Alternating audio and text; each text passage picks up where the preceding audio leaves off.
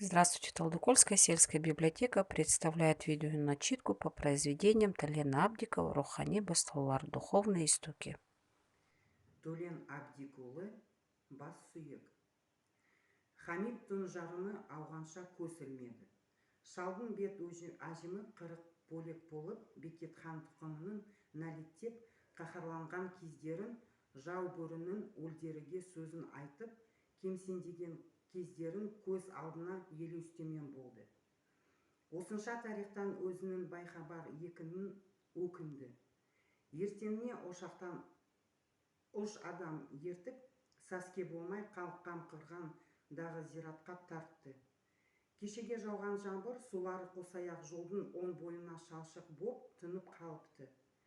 Жаз бойы денесіне су тимей, көзерген құрғақ дала көзі жана ашылғандай, жана биткендей бұсынап жатыр. Бұлар қабір басына жеткенде күзгі қорғасының бұлттың арасынан күн көзі жылт етіп, төбешек басындағы қалың зиратқа сәулесін түсірді. Қабірді аршу қиынға түскен жоқ. Жұмысшылар 1,5 метрдей тереңдікке жеткенде, Хамид өзге сүйектерді қорап қасаған күйіндерге қабірге түсірді де, бас сүйекте өзіне алып қалды. Өткен жолғыдай үйіріп айналдырған жоқ. Саби көтергендей қолы қалтырап, қаймығы ұстап машинаға қарай жүрді.